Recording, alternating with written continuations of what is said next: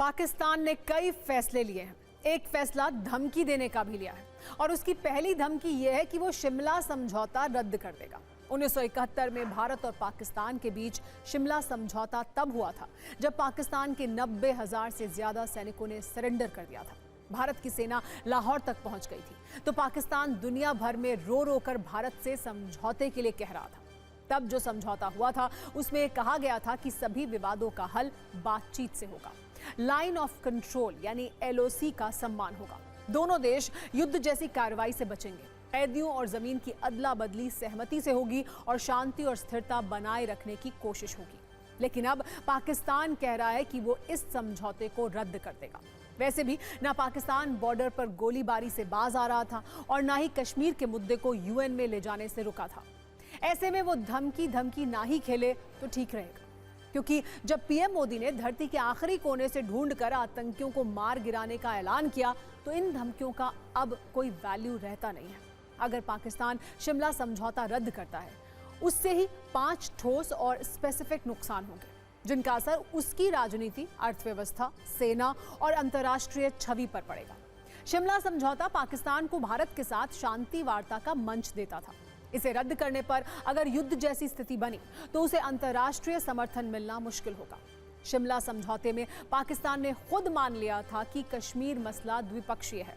अब इसे अंतर्राष्ट्रीय मंचों पर उठाने की कोशिश दोहरे रवैये की तरह मानी जाएगी। समझौते में LOC को मान्यता दी गई थी। इसे अस्वीकार करने का मतलब होगा कि पाकिस्तान खुद ही सीमा उल्लंघन के लिए जिम्मेदार माना जाएगा।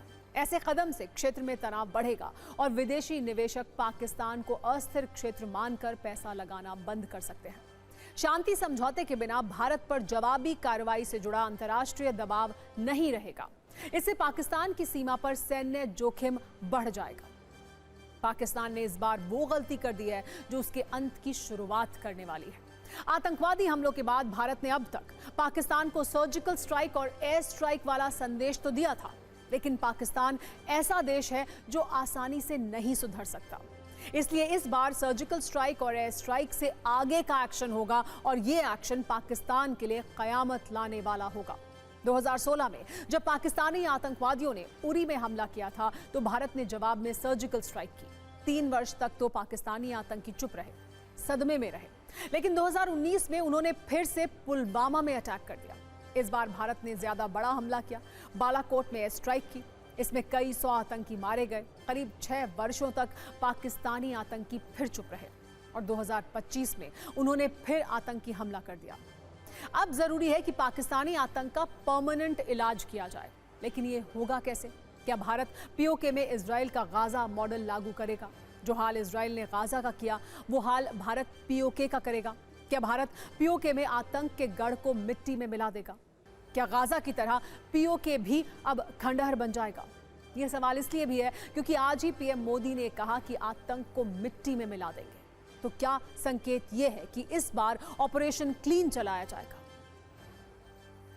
भारत की सरकार ने जो कदम उठाए हैं की पहला कदम है और इससे और भी सख्त कदम उठाए जाएंगे, और क्योंकि जो आतंक का सोर्स है वो बर्बाद करना बहुत ज़रूरी है, क्योंकि जब वो बर्बाद होगा तो हिंदुस्तान के अंदर भी जो उनको सपोर्ट करते हैं वो भी अपने आप ही न्यूट्रलाइज हो जाएंगे।